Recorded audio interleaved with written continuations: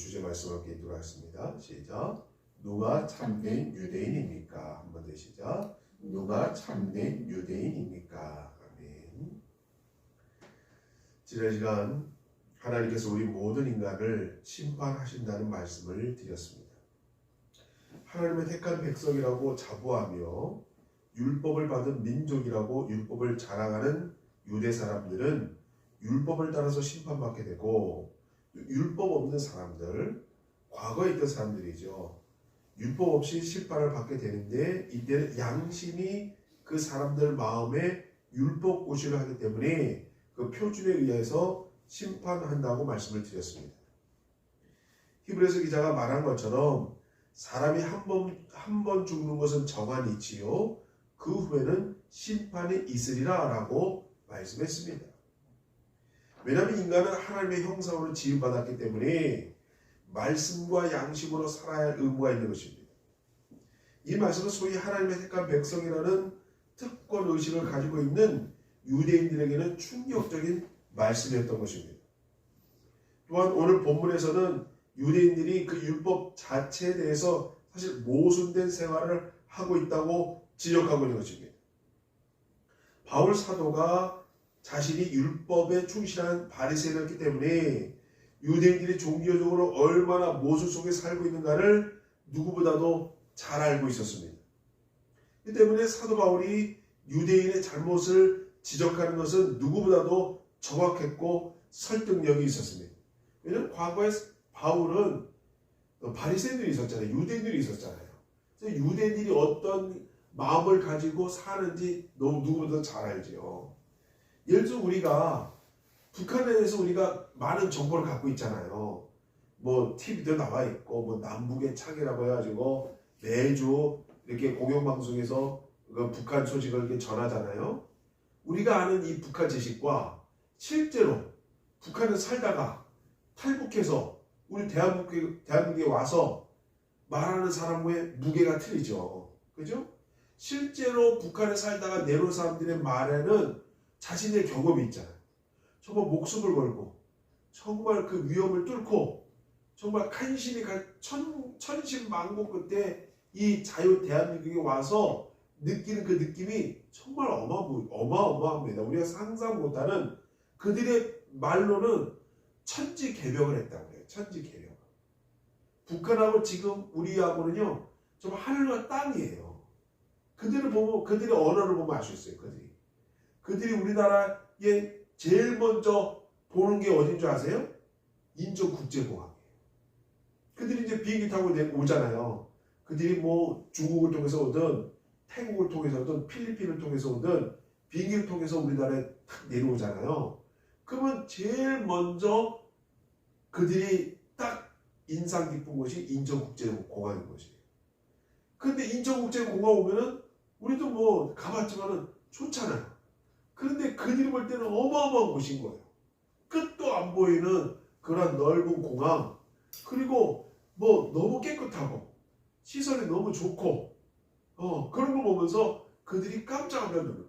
그리고 또 놀라는 게 뭐냐, 자동차가 이제는 그분들이 오면 보통 리무진 버스에 태워가지고 국정원이라는 곳에 갑니다. 그래서 조사를 먼저 받아요. 그리고 이제 나서 하나원이라는 곳에 가서 교육을 받습니다. 근데 이제 리무진 버스에 탁 타고 나서 이제는 차가 가잖아요. 근데 가는데 북한에 있는 길하고 대한민국에 있는 길이 너무 틀린 거죠. 처음에는 차가 갔는지도 몰랐다는 거죠. 너무 그들의 표현에 의하면 미끄럽게 간다는 거예요. 부드럽게 가는 거예요. 근데 북한에는 평행하만, 그 도시에만 조금 아스팔트가 있을 뿐이지 그 외에는 다 비포장도로. 그러니까 대한민국에 와가지고 차를 타고 그 국정원까지 갈 때 너무너무 부드럽게 잘 가는 거죠. 그 차도 많고, 그리고 차가 너무 부드럽게 안전하게 그 큰 버스가 가는 거 보고 깜짝 놀란다. 북한에 있을 때 경험 너무 틀린 거예요. 그러니까 그들이 하는 말, 그들이 이제는 여기 와서 이제 유튜브를 통해서 간증을 해요. 간증을 합니다. 하면 그들이 하는 말하고 우리가 그냥 아는 단편적인 북한에 대한 지식하고 틀리죠. 그들이 하는 말은 정말 자기의 그 몸소 체험한 그 실상을 얘기하는 거잖아요. 바울도 마찬가지예요. 바울도 과거에 유대인이었잖아요. 바리새인이었잖아요. 유대인 중에 유대인이라고 말했습니다. 심지어는. 그만큼 바울은 유대 핵심의 가운데 있던 사람입니다. 때문에 바울이 말하는 그 말은 무게가 틀린 거예요.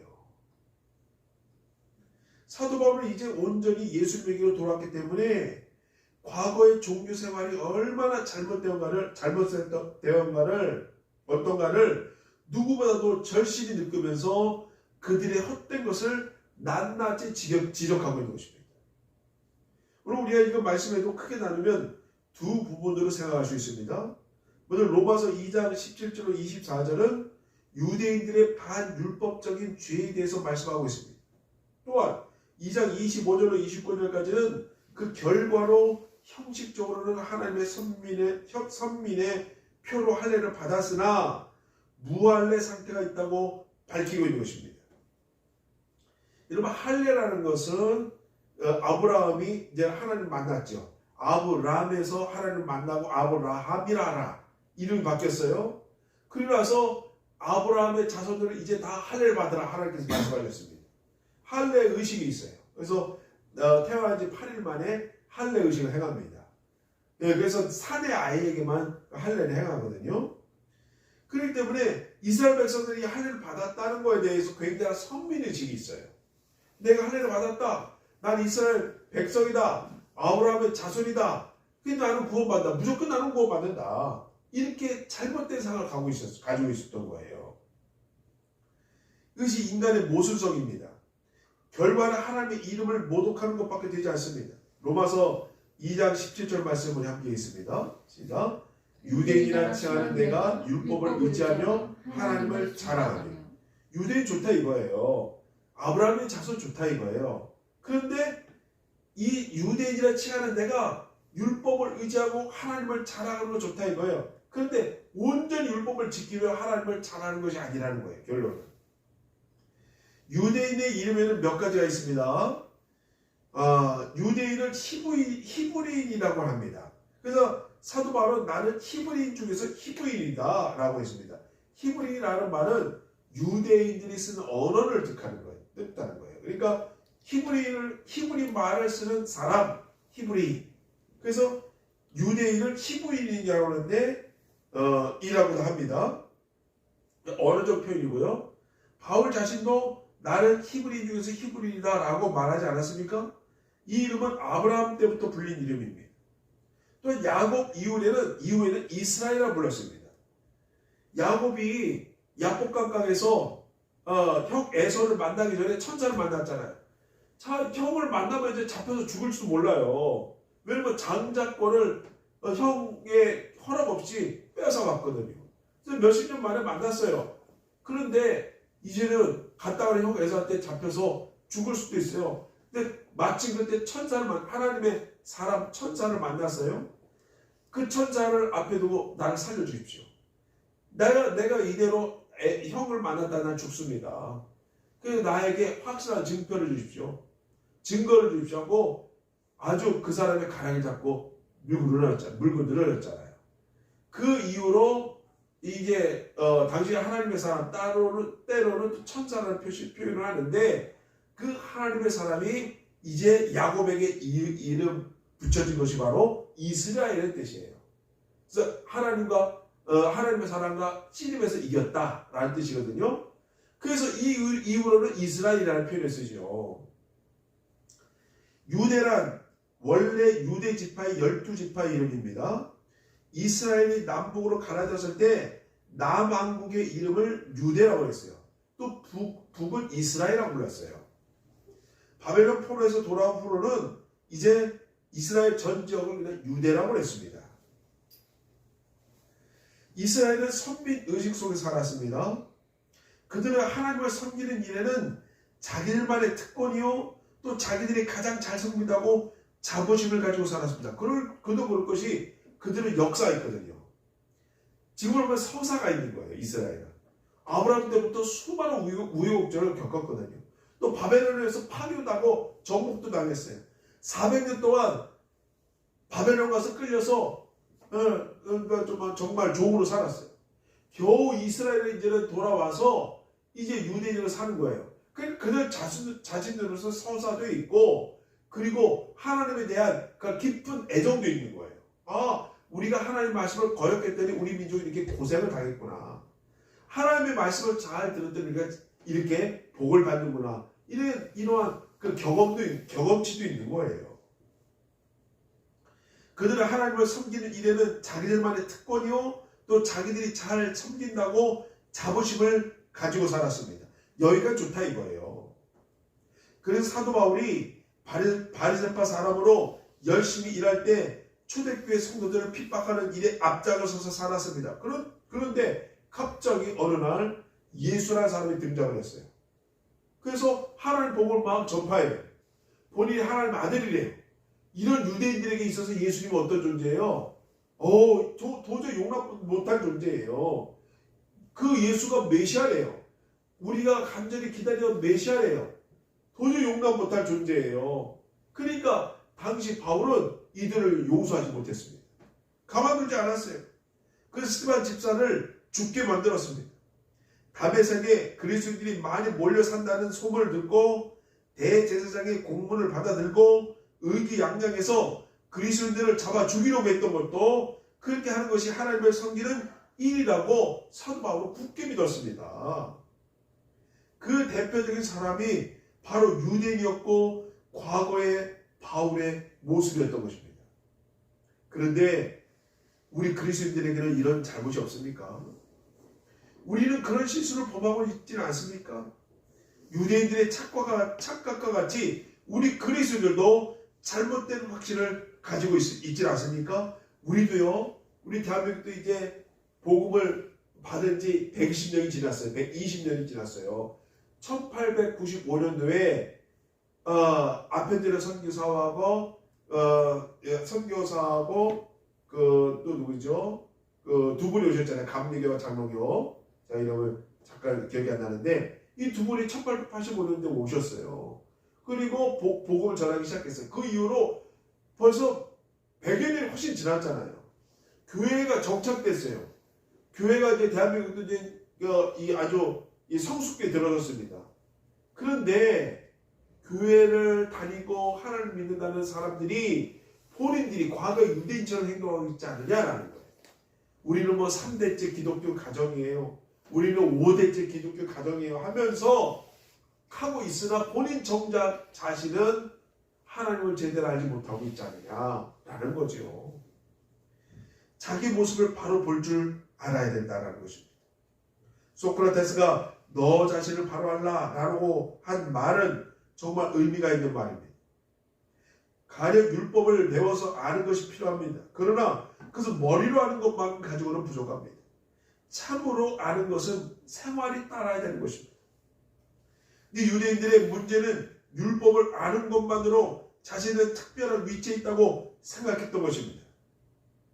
자기들의 눈이 어두운데도 불구하고 소경을 인도하겠다고 하는 것입니다. 이 말씀은 오늘 우리 그리스도인들에게는 똑같이 적용되는 말씀입니다. 우리 생활의 기준이 주님의 말씀에서 떠날 때 같은 말을 들을 수밖에 없는 것입니다. 본문 로마서 2장 25절과 29절 말씀에서는 이렇게 반율법적인 생활을 한 유대인들은 형식상 할례를 받았지만 아무런 의미가 없다고 말하고 있는 것입니다. 할례라는 것은 율법을 행할 때 뜻이 있는 것이지 그 율법을 따르지 아니할 때 무의미한 것입니다. 다시 말하면 외적인 할례의식은 내적으로 선민된 요소의 표현에 불과하기 때문입니다. 여러분, 할례가 무엇입니까? 하나님이 아브라함의 자손을 택하사 선민을 삼으시고 선민으로서의 높은 수준의 생활을 위해서 율법을 주시고 그 표로 할례를 행하게 하셨습니다. 그리고 구약의 할례는 신약의 세례의 그림자가 되는 것입니다. 세례는 신약시대의 택한 백성의 표시로 받는 것입니다. 여러분 보십시오. 자, 구약에서는 아브라함의 자손이 되었다라는 표시로 할례를 받았어요. 근데 그것이 신약으로 넘어왔어요. 자, 신약이라는 것은 뭡니까? 예수님이 오신 이후의 시대를 신약이라고 해요. 제가 지난번에 말씀드렸죠. 그래서 AD, BC, 그 기준이 왜 어디에 나눠집니까? 예수님의 탄생. 탄생일을 기준으로 BC와 AD가 나눠져요. 그리고 성경적으로는 예수님 탄생 이전을 구약이라고 그러고 예수님 탄생 이후를 신약이라고 그러는 거예요. 그런데 예수님 탄생 전에는 할례를 받았어요. 근데 예수님 탄생 이후에는 이제 첫 번째 세례를 받은 사람이 누굽니까? 바로 예수님이에요. 세례 요한으로부터 예수님이 첫 번째 세례를 받았어요. 그리고 이 이후로는 세례의 의미가 이제 성도가 받아야 할 의식에 불과한 거예요. 자, 그렇다면 과거의 할례와 지금의 세례가 어떤 관계가 있느냐? 그럼 내가 세례를 받는다고 이제 그리스도인 됩니까? 아니죠. 내가 할례를 받는다고 유대인 됩니까? 아닌 거예요. 내가 세례를 받고 할례를 받는 것은 참다운 하나님의 만남, 하나님과의 만남 가운데 그 외적인 표현으로서 할례를 받고 세례를 받는다라고 이해되는 것입니다. 구약의 할례는 신약의 세례의 그림자가 되는 것입니다. 세례는 신약시대의 택한 백성의 표시로 받는 것입니다. 그러나 세례라는 것이 믿음으로 거듭나고 성령의 세례를 받는 중심적인 사실이 앞서고 그 증거로 외적인 세례가 필요한 것입니다. 중심의 사실이 없다면 외적인 세례는 아무런 의미가 없는 거예요. 그래서 저는 우리 아들 진원이한테 세례를 안 줬어요. 왜냐면 세례는 너무너무 중요한 거예요. 너무너무 중요하기 때문에 이 중요한 세례는 본인이 하나님 앞에서 신앙 고백을 한 이후에 받는 것이 맞는 거예요. 그렇기 때문에 우리 모두 세례를 받았죠. 그러나 진원이는 세례를 안 받았어요. 그래서 진원이 앞으로 하나님을 만나면 그 이후로 신앙 고백을 하게 되면 그때 와주시면 되는 거예요. 예. 저는 왜 그런 생각을 하게 되냐면은 저는 고등학교 때 세례 받았거든요. 근데 그때는 그냥 어렸을 때니까 그냥 형식적으로 교회에서 그냥 목사님이 과정이라고 말씀하시고 그리고 그냥 그때 성도들이 그냥 과정이 그냥 세례인가 보다라고 그냥 생각하고 세례를 받았어요. 근데 제가 신학을 하고 또 목회를 하면서 느끼는 것이 뭐냐? 세례가 너무너무 중요한 거예요. 신앙에 있어서. 이 세례는 본인의 신앙 고백이 없으면 무의미한 것입니다. 세례는 본인의 신앙 고백이 없으면 무의미한 할례와 같은 거예요. 때문에 하나님을 만나고 성령 세례를 먼저 받고 그리고 하나님을 믿는 확실한 믿음이 있을 때 그 표로서 세례를 받는 거예요. 그래서 진정으로 세례를 받는 사람은 모두 눈물을 흘립니다. 모두 울어요. 왜냐면 과거의 나와 지금 세례를 받고 있는 나와 틀리기 때문에 과거의 나의 모습과 지금 세례를 받고 있는 나가 완전히 이제 구분되기 때문에 이제 세례를 받은 사람이 너무너무 거의 다 눈물을 흘리고 하나님께 엎드리는 거예요. 그래서 의식이 있는 겁니다. 그렇기 때문에 사도 바울이 갈라디아서 6장 15절 말씀에 우리 함께 읽습니다. 갈라디아서 6장 15절입니다. 시작. 할례나 무할례가 아무것도 아니거니 오직 새로 지으심을 받은 것만이 중요하니라. 아멘. 여기서 할례나 무할례가 아무것도 아니거니 신약으로 보면 뭐예요? 세례를 받지 않는 그것이 아무것도 아니라는 거예요. 오직 새로 지으심을 받는 것이 중요한 거예요. 새로 지으심을 받는다는 건 뭐예요? 하나님을 만나는 것이 더 중요하다. 성령 세례가 더 중요하다라는 거예요. 그런데 사도 바울이 오늘 본문 로마서 2장 28절 29절 이렇게 말씀했습니다. 우리 함께 있습니다. 시작. 내적 표면적 유대인이 유대인이 아니요 표면적 육신의 할례가 아니니라. 오직 이면적 유대인이 유대인이며 할례는 마음에 할지니 신령에 있고 의문에 있지 아니한 것이라. 그 칭찬이 사람에서가 아니요 다만 하나님에게서니라. 아멘. 그 칭찬이 사람에게서 너가 할례 받는 것이 그 칭찬이 사람에게서가 아니고 하나님께 인정받아야 된다. 하나님께 할례 받고 세례받아야 된다. 그게 중요하다는 거예요. 기독교는 이렇게 내면 생활을 강조하는 종교입니다. 우리의 생활이 사람 앞에서가 아니라 하나님 앞에서 삶을 살아야 하는 사람들이 바로 그리스도인들이에요. 우리가 하나님의 말씀을 받는 축복된 사람들이요 자녀로 부르심을 입은 특권을 얻었는데 우리의 부족 때문에 하나님의 이름이 믿지 않는 사람들에게 모독을 받는 일이 없어야 될 줄 아시기 바랍니다. 그러므로 우리의 삶이 뒷받침돼야 되는 거예요. 뒷받침될 때 그 이후에 증표로서 세례를 받는 것입니다. 그럼 우리는 마음의 할례를 받아서 새 사람이 될 줄 아시기 바랍니다. 성령 세례를 받아서 새 사람이 될 줄 아시기 바랍니다. 사람에서가 아니라 하나님께로부터 칭찬받는 저 되시기 바랍니다. 이 시간에 기도하기 원합니다. 마음의 할례를 받기 원합니다. 마음의 세례를 받기 원합니다. 그럴 때 진정한 그리스도인이 될 줄 아시기 바랍니다. 하나님 우리를 마음에 기름 부어주시고 마음에 세례해 주셔서 결국 하나님께 인정받는 칭찬받는 우리가 되게 도와주시옵소서. 주여 한번 해주시고 함께 기도하시겠습니다. 주여 주님 감사합니다. 우리 가운데 사는 하나님